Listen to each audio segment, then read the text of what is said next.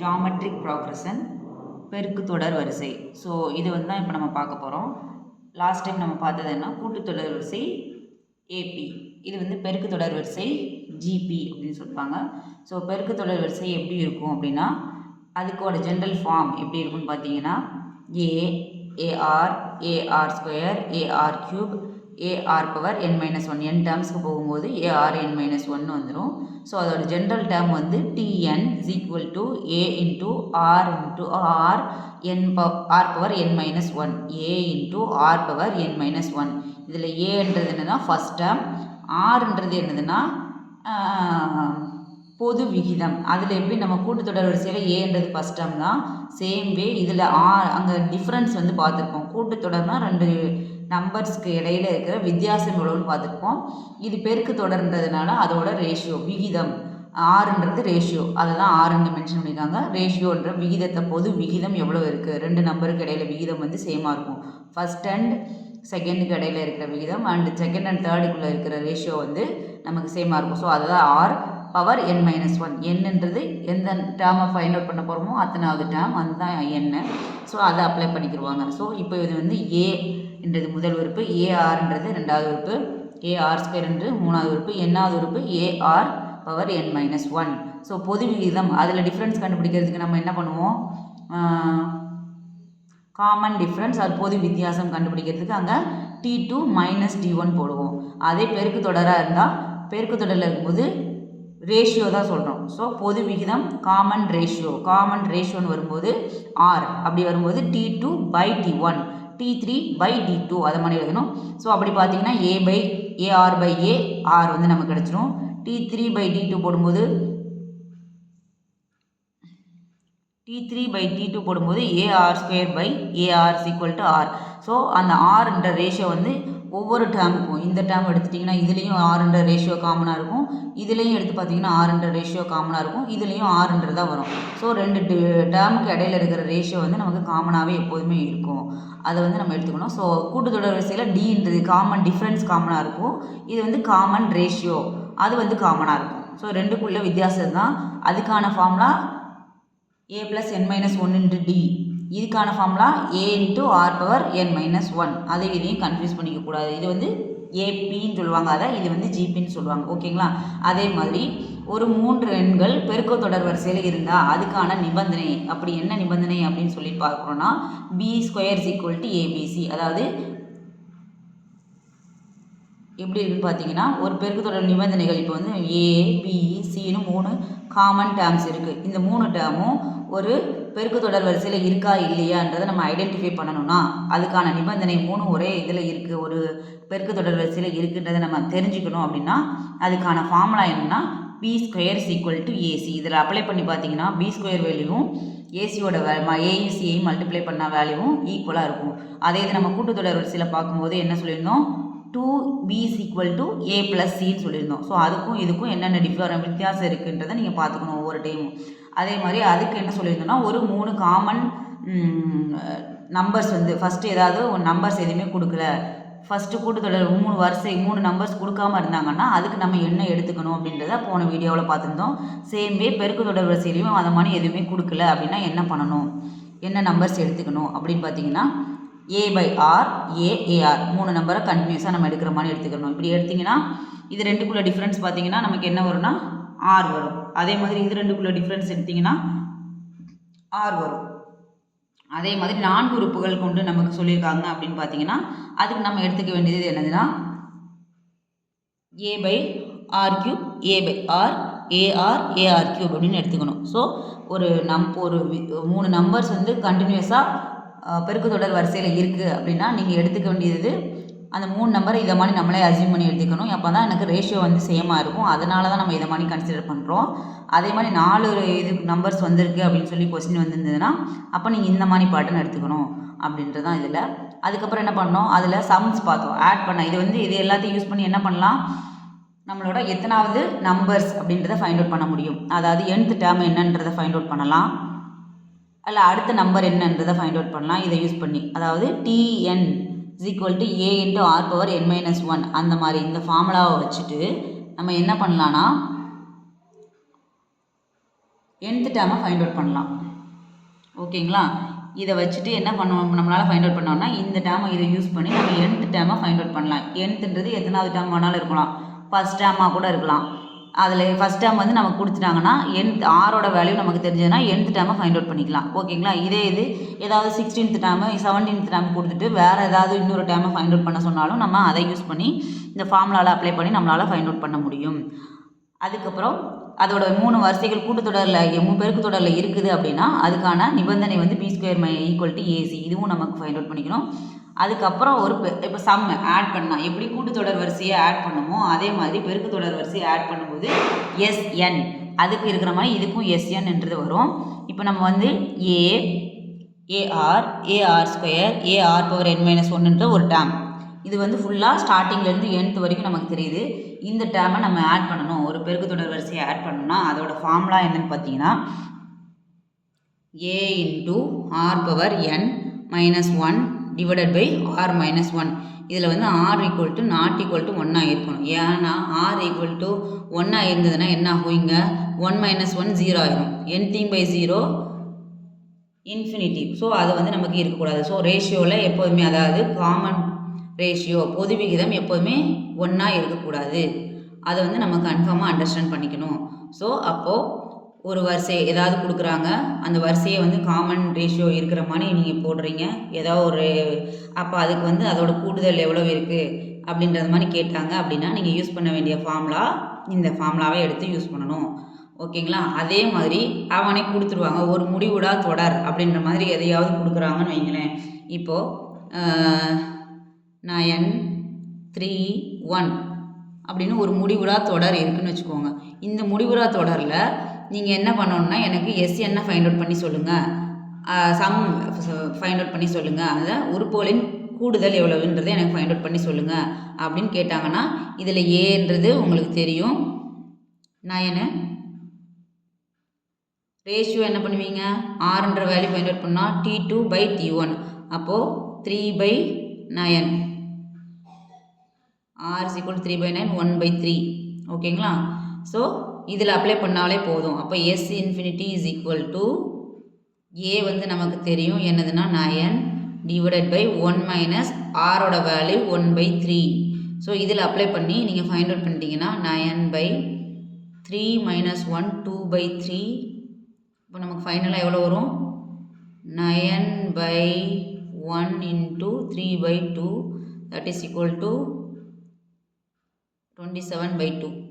இதை மாதிரி ஒரு ஆன்சர் வரும். ஸோ இது வந்து எதுவுமே முடிவுறா அப்படின்ற ஒரு டேர்ம் அவங்க யூஸ் பண்ணிடுவாங்க. ஒரு முடிவுறா தொடர் வரிசை அப்போ இன்ஃபினிட்டிவை நோக்கி போகுது அப்படின்ற மாதிரி ஒரு தொடர் வரிசையை கொடுத்துட்டு அதோட கூடுதல் என்ன அப்படின்னு கேட்டாங்கன்னா அப்போ வந்து நீங்கள் என்ன யூஸ் பண்ணணும்னா S∞ = A/1 - R. அதாவது ஆரோட வேல்யூ வந்து எதாக இருக்கணும்னா 1 விட சிறுசாக இருக்கணும், -1 விட பெருசாக இருக்கணும். அந்த மாதிரி கண்டிஷனுக்குள்ளே நமக்கு வரணும்.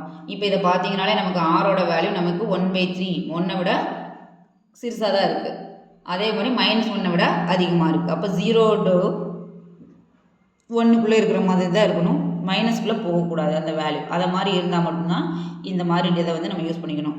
இது ரேர் கேஸ்னால் சில டைம் கேட்கலாம், இம்பார்ட்டண்ட்டாக இருந்துட்டு ஒரு 1 மார்க் கொஸ்டினில் கேட்குறதுக்கும் வாய்ப்பு இருக்குது. ஸோ இது வந்து ஒரு டேர்ம் கொடுத்துட்டு இதில் nth டேர்ம் அதாவது ஒரு சீரீஸ் கொடுத்துட்டு அந்த சீரியலில் 10வது வரைக்கும் கண்டுபிடிச்சிட்டு அதுக்கப்புறம் நீங்கள் வந்து எனக்கு இதோட சம் கேளுங்க, சம் என்னன்னு சொல்லுங்கள், ஆட் பண்ணி எவ்வளோ வரும் அப்படின்னு கேட்டாங்கன்னா இந்த ஃபார்முலாவை நீங்கள் யூஸ் பண்ணிக்கலாம். SN = A × R⁻n−1 / R−1. அது ஒரு முடிவுடா தொடர்னு சொல்லி கொடுத்துட்டு அவங்களே கேட்டாங்கன்னா அப்போ என்ன ஃபார்முலா யூஸ் பண்ணணும்னா முடிவுடானாலே S∞ = A/1 - R என்ற இந்த ஃபார்முலாவை யூஸ் பண்ணிக்கணும்.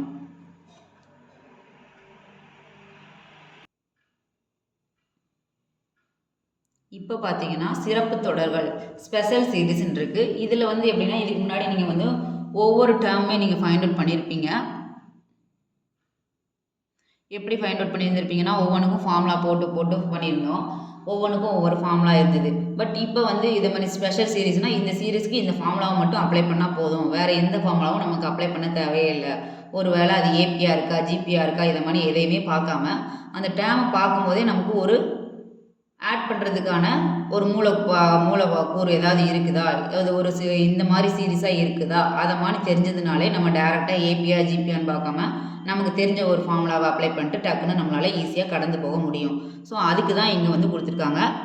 என்னென்ன கொடுத்துருக்காங்கன்னு பார்த்தீங்கன்னா, முதல் இயல் எண்களின் கூடுதல். இயல் எண்களின் கூடுதல் அப்படின்னு எடுத்துட்டிங்கனாலே sum of first natural numbers. Natural நம்பர்னால் எதுலேருந்து ஸ்டார்ட் ஆகும்னா 1லேருந்து ஸ்டார்ட் ஆகும். ஸோ 1லேருந்து 1 2 3 4 5ன்னு ஒரு இயல் நம்பர் நேச்சுரலாக வரிசையாக ஆர்டர் பை வந்துகிட்டே இருக்குது. 1 2 3 4 5 6 7 8ன்னு இப்படியே 100 வரைக்கும் வருது, இல்லை 200 வரைக்கும் வருது. எண் வந்து எத்தனை வேணாலும் போகட்டும். அதை மாதிரி நமக்கு ஒரு சீரீஸ் வருது, இதோட வேல்யூ என்ன அப்படின்னு கேட்குறாங்க. அப்படின்னா நீங்கள் என்ன யூஸ் பண்ணிக்கணும்னா என்ன யூஸ் பண்ண வேண்டியது இருக்குன்னு பார்த்தீங்கன்னா n × n+1/2 அதில் வந்து நீங்கள் போட்டிங்கன்னா இயல் எண்களின் கூடுதலை வந்து ஃபைண்ட் அவுட் பண்ணிடலாம். அந்த எண்ணோட கூடுதல் எத்தனை, இதை ஆட் பண்ணால் எவ்வளோ வரும். இப்போ 100 வரைக்கும் நான் போட்டுட்டு இதோட எனக்கு வேல்யூ வேணும் அப்படின்னு நினைக்கிறேன்னா அப்போ 100 வரைக்கும் இருக்கிற டேமை ஆட் பண்ணால் எனக்கு எவ்வளோ கிடைக்கும்னு தெரிஞ்சுக்கணும்னா எண்ணுக்கு பதிலாக என்ன பண்ணணும், 100 அப்ளை பண்ணணும். ஸோ 100 × 100+1/2 அதை அப்ளை பண்ணிங்கன்னா உங்களுக்கு டோட்டலாக இப்படியே ஆட் பண்ணி போகும்போது 100 வரைக்கும் வரையில் உனக்கு எவ்வளோ அமௌண்ட் வருது அப்படின்றது நமக்கு தெரியும். இது வந்து டோட்டலாக லைன் பை லைனாக போயிட்டு இருக்கிறது, சரிங்களா? அது இல்லாமல் நெக்ஸ்ட்டு ஒற்றை இயல் எண்களின் கூடுதல். அதாவது ஒற்றை இயல் எண்கள்னா என்னது, ஆட் நம்பர்ஸ் வந்து நேச்சுரல் நம்பர்ஸ்லாம் ஆட் நம்பர்ஸ் மட்டும் இருக்குது அப்படின்னா, அதாவது 1 ஃபஸ்ட்டு ஆட் நம்பர்ஸ் எடுத்துட்டிங்கன்னா 1, அப்புறம் 3, அப்புறம் 5, அப்புறம் 7. ஸோ அதை மாதிரி ஒவ்வொன்றும் நமக்கு அதிகமாகிட்டே போகுது. பார்த்தீங்கன்னா தெரியும் 1 + 3 + 5 + 7 இப்படின்னு n டேர்ம்ஸ் வரைக்கும் நமக்கு போகுது. எவ்வளோ தூரம் போகுதுன்னு நமக்கு தெரியும். அப்படின்ற மாதிரி அந்த சீக்வன்ஸை பார்க்கும்போது வெறும் ஆட் நம்பர் 1 கரெக்டாக போயிட்டே இருக்கிற மாதிரி தெரியுது. இப்போ இதோட கூடுதல் என்ன அப்படின்னு கேட்டாங்கன்னா நீங்கள் ஈஸியாக என்ன பண்ணிடலாம்னா Sn = n². இந்த ஃபார்முலாவில் அப்ளை பண்ணிங்கனாலே n வந்து எத்தனாவது இடம்னு சொல்லி அவங்க கேட்குறாங்க. இப்போ எனக்கு 10 வரைக்கும் 11 வரைக்கும் எனக்கு வேணும்னு கேட்டாங்கன்னா இதில் என்ன பண்ணிடலாம்னா 11². ஏன்னா இது வந்து ஆட் நம்பரில் தான் வரும், 12 ஈவன் நம்பர் நமக்கு இதில் வராது. ஸோ அப்போ கண்டிப்பாக என்ன பண்ணுவீங்க, அந்த சீரீஸ் ஆட் நம்பரில் தான் முடியும்.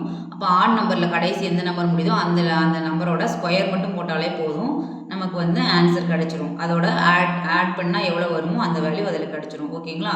நெக்ஸ்ட்டு வர்க்கம்னா என்னது, ஸ்கொயர். இப்போ ஒரு நம்பர் கொடுத்துருக்காங்கன்னா முதல் இயல் எண்களின் வர்க்கங்கள், அதாவது 1², 2², 3² லைன் பை லைனாக சேம். எப்படி இயல் எண்கள் வந்ததோ இயல் எண்களின் வர்க்கங்கள் ஸ்கொயரும் அதை மாதிரி வருது. இப்போ 1² + 2² + 3² இதை மாதிரி வந்துட்டு n² வரைக்கும் எனக்கு ஒரு டேர்ம் வருது அப்படின்னா அந்த டேர்முக்கான ஃபார்முலா என்னன்னு உங்களுக்கு தெரியணும். ஸோ அந்த டேர்முக்கான ஃபார்முலா என்னன்னு பார்த்தீங்கன்னா n × n+1 × 2n+1/6. ஸோ இதை அப்ளை பண்ணிங்கன்னா உங்களுக்கு இந்த ஃபார்முலாவில் வந்து ஈஸியாக ஃபைண்ட் அவுட் பண்ண முடியும். இவங்க நிறைய டைம் எப்படி கொஸ்டின் கேட்பாங்கன்னு பார்த்தீங்கன்னா, இப்போது ஒரு 5², 6², அதாவது 11² + 12² + 13² + 15² அது வரைக்கும் 20² வரைக்கும் கொடுத்துட்டு இதோட வேல்யூ என்ன அப்படின்னு சொல்லிட்டு நம்ம கேட்பாங்க. ஸோ அப்போ நமக்கு என்ன பண்ணணும், நமக்கு வந்து ஃபஸ்ட்லேருந்து பண்ணால் தான் அது வந்து முதல் இயல் எண்களின் வரிசை நமக்கு வரும். அப்படின்னா என்ன பண்ணணும்னா ஃபஸ்ட்டு அவங்க வந்து கொடுத்துருக்கிறது 11 to 20 ஆட் பண்ணி சொல்லுங்கன்னு கேட்டிருக்காங்க. நமக்கு 11 to 20க்கான ஃபார்முலா தெரியாது. அப்போ என்ன பண்ணணும்னா 1 to 20க்கான ஃபார்முலா நமக்கு தெரியும். ஏன்னா இதுதான் அந்த 1 to 20க்கான ஃபார்முலா. 1 to எத்தனை டேர்ம் வருதோ அதுக்கான ஃபார்முலாவை போட்டு அப்ளை பண்ணிட்டு ரிமைனிங் என்ன பண்ணணும்னா 1 to 10 வரைக்கும் திரும்ப ஃபைண்ட் அவுட் பண்ணும். 1 to 20 ஃபைண்ட் அவுட் பண்ணிட்டு 1 to 10 வரைக்கும் ஃபைண்ட் அவுட் பண்ணிட்டு 1 to 20லேருந்து 1 to 10 வந்து மைனஸ் பண்ணிட்டீங்கன்னா ரிமைனிங் நமக்கு என்ன இருக்கும், 11 to 20 வந்து கிடைக்கும். ஸோ இதை மாதிரி தான் நமக்கு சம்ஸ் வந்து கொடுப்பாங்க. அதை வச்சு நீங்கள் சால்வ் பண்ணி பார்த்துக்கிறணும். இதுதான் ஃபார்முலா. இந்த ஃபார்முலாவை நம்ம எப்படி யூஸ் பண்ணிக்கலாம் அப்படின்றது உங்களுக்கு தான் தெரியணும். இப்போது நார்மலாக நான் சொல்லிட்டேன் வாயிலே, இதே வந்து உங்களுக்கு டெட் எக்ஸாமில் கேட்குறாங்க.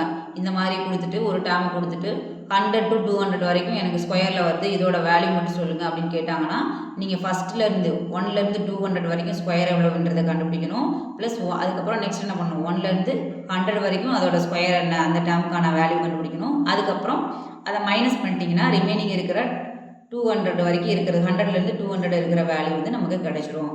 ஸோ அதே மாதிரி தான் க்யூபுக்குமே நீங்கள் பண்ணணும். இப்போ க்யூப்ன்றது கணம். அப்போ அந்த கணத்தோட அதுக்கும் ஃபார்முலா 1³ + 2³ + 3³ மாதிரி க்யூபில் போச்சுன்னா அதுக்கான ஃபார்முலா என்னென்னு பார்த்தீங்கன்னா n × n+1/2 the whole square. இதுவும் அதோட காமன் தான். இதை மாதிரி கொடுத்துருந்தாலும் இந்த டேர்ம் இதை மாதிரி வருதுன்னு சொல்லியிருந்தாலும் நீங்கள் இந்த ஃபார்முலாவில் டேரெக்டாக அப்ளை பண்ணிங்கன்னா அதோட சம் வந்து எவ்வளோ இருக்குன்றதை நம்மளால் ஃபைண்ட் அவுட் பண்ண முடியும். ஆட் பண்ணால் எவ்வளோ வேல்யூ கிடைக்கும் அப்படின்றத நம்மளால் தெரிஞ்சுக்க முடியும். இதுலேயுமே அவங்க ட்விஸ்ட் பண்ணி கொடுக்கலாம். நான் சொன்ன மாதிரி இடையில ஏதாவது 5லேருந்து எனக்கு 100 வரைக்கும் சொல்லுங்கள் அப்படின்னு கேட்டாங்கன்னா நீங்கள் 1 to 100 ஃபைண்ட் அவுட் பண்ணிவிட்டு 1 to 5 வந்து மைனஸ் பண்ணிவிட்டு ரிமைனிங் இருக்கிற வேல்யூவை எடுத்து சப்ஸ்டியூட் பண்ணி போடணும். ஸோ இதெல்லாம் பார்க்க தான் உங்களுக்கு புரியும். இல்லை நீங்கள் ஒரு எக்ஸசைஸ் அட்டன் பண்ணும்போது தான் தெரியும். நான் லிங்க் வந்து கொடுத்துருக்கேன். அந்த லிங்க்கில் பார்த்து நீங்கள் தெரிஞ்சுக்கோங்க.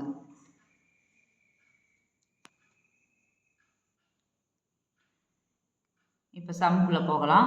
சம் வந்து என்னென்னு பார்த்தீங்கன்னா 729 243, 81 என்ற பெருக்கு தொடர் வரிசையின் 7வது உறுப்பை காண்க.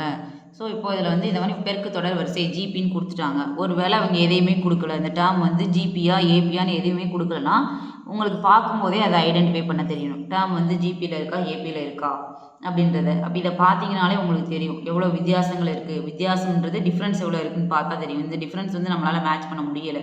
பார்க்கும்போதே டி வந்து மேட்ச் ஆகுது. ஸோ நெக்ஸ்ட் நீங்கள் ஈஸியாகவே என்ன பண்ணணும்னா ஆரோட வேல்யூ தான் போட்டுக்கணும். ஆர் வந்து கரெக்டாக இருக்கா. 3 டேர்ம் கொடுத்தாங்கனாலே ஃபஸ்ட்டு 2 டேர்முக்கும் ஆரோட வேல்யூ சேமாக இருக்கணும். செகண்ட் 2 டேர்ம் அதுக்கும் ஆரோட வேல்யூ சேமாக இருக்கான்னு செக் பண்ணிக்கணும். அவங்க கொடுக்கலன்னா, ஒருவேளை கொடுத்துட்டாங்கன்னா நமக்கு ஈஸி. பெருக்கு தொடர் வரிசை ஆர்ஜிபின்னு கொடுத்துருவாங்க. ஓகேங்களா.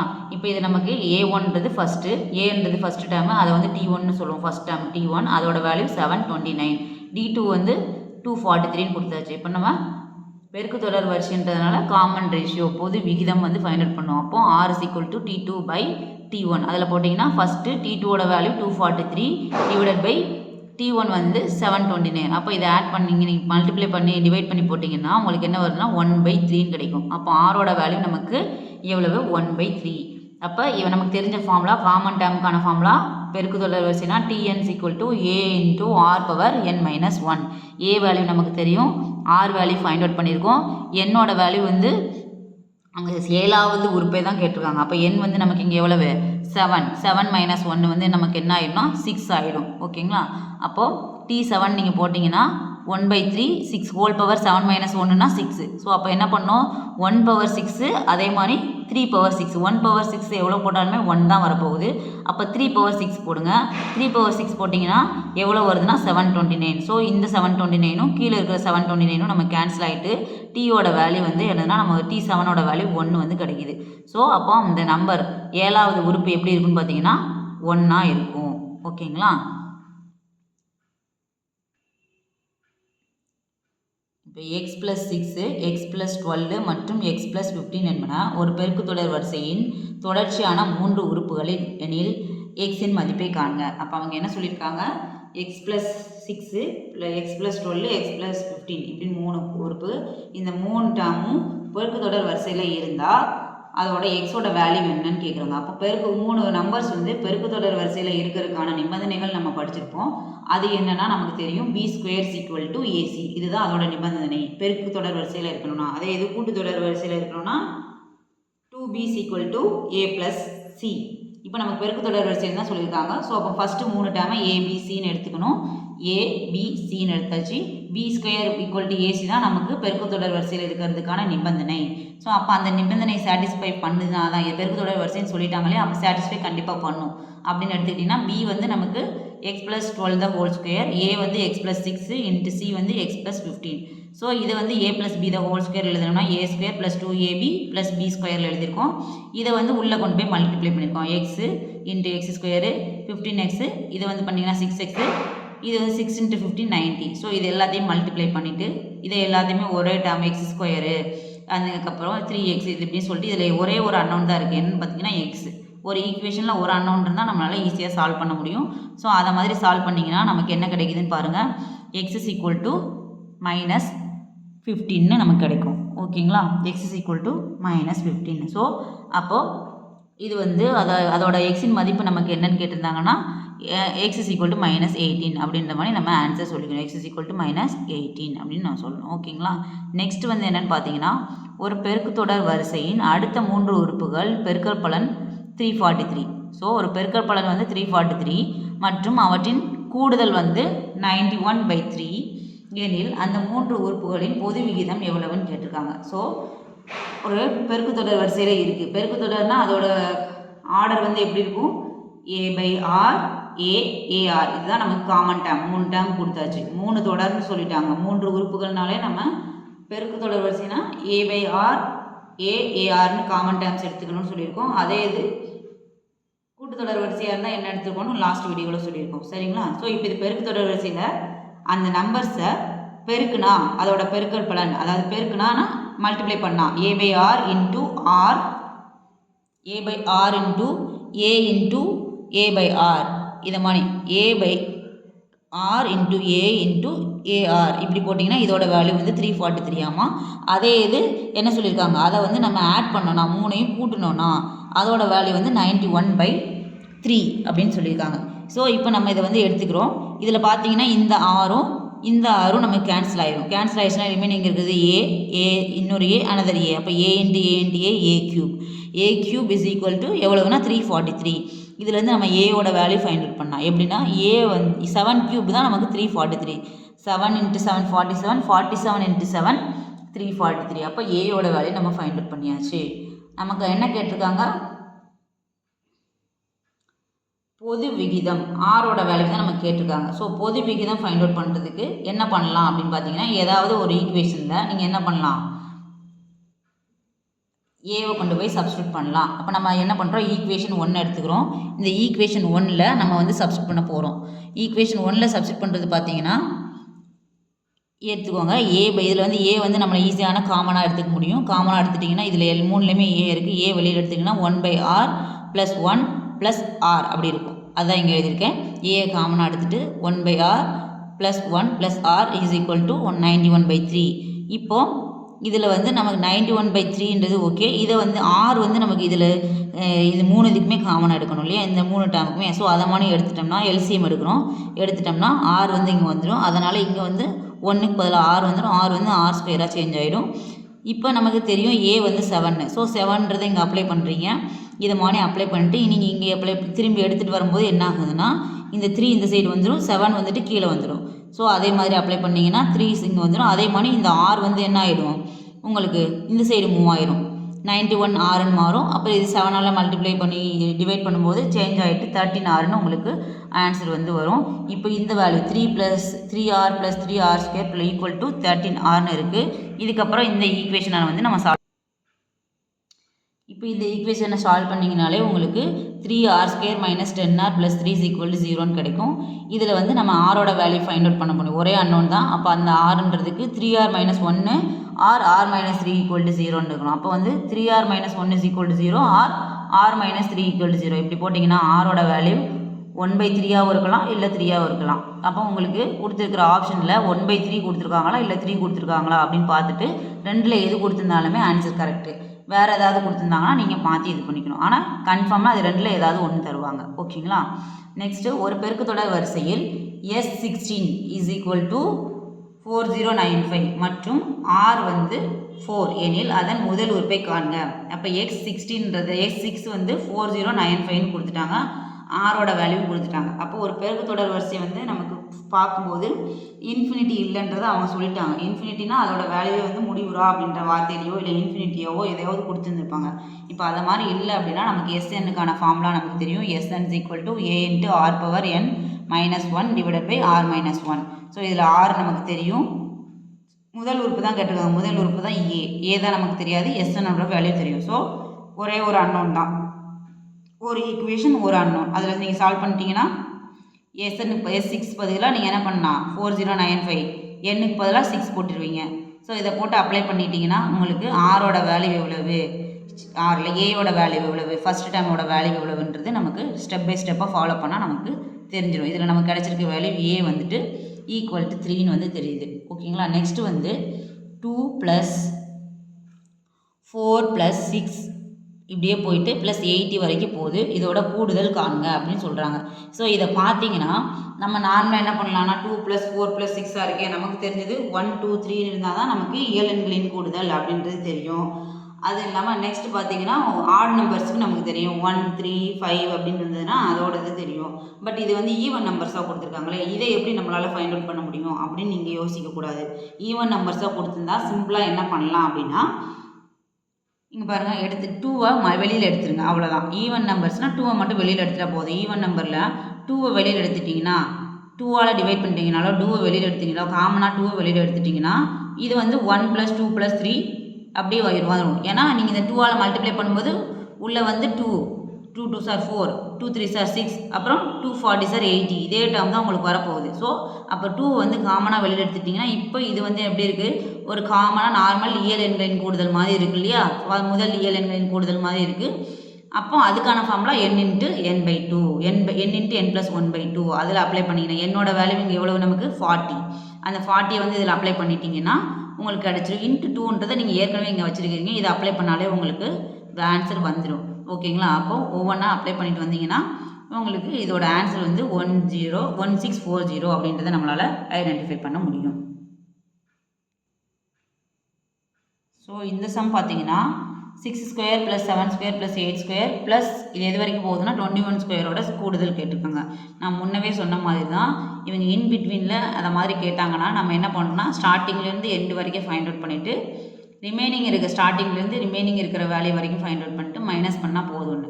ஸோ அதே தான் இங்கேயும் பண்ணியிருக்கோம். இப்போ 6லேருந்து 21 வரைக்கும் நம்ம கேட்டிருக்காங்க. நமக்கு இயல் எண்கள்னாலே ஸ்டார்டிங்லேருந்து தான் நமக்கு சொல்ல முடியும். ஸோ ஸ்டார்டிங்லேருந்து வேணும்னா 1லேருந்து நீங்கள் 21 வரைக்கும் ஃபைண்ட் அவுட் பண்ணிவிட்டு அதுக்கப்புறம் என்னன்னா 1லேருந்து 6 வரைக்கும் ஃபைண்ட் அவுட் பண்ணணும். ஃபைண்ட் அவுட் பண்ணிவிட்டு அதிலேருந்து மைனஸ் பண்ணிங்கன்னா நமக்கு என்ன கிடைக்கும், 6லேருந்து 21 வரைக்கும் இருக்கிற வேல்யூ கிடச்சிரும். ஸோ அதை தான் இங்கே பண்ணியிருக்கோம்.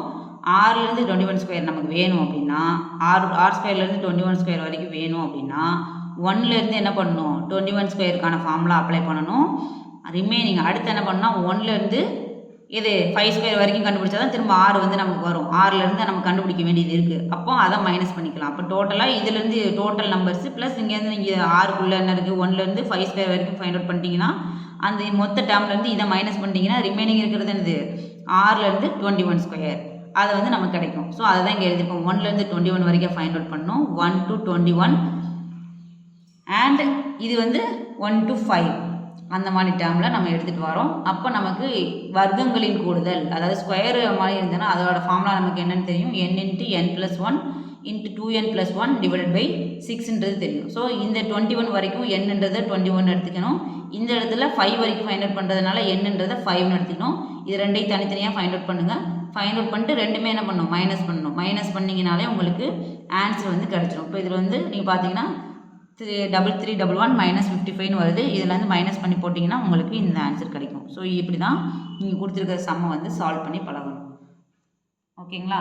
டிஸ்கிரிப்ஷனில் இருக்குது லிங்க்கு, அதிலேருந்து நீங்கள் கொஞ்சம் பார்த்து ஃபாலோ பண்ணிக்கோங்க.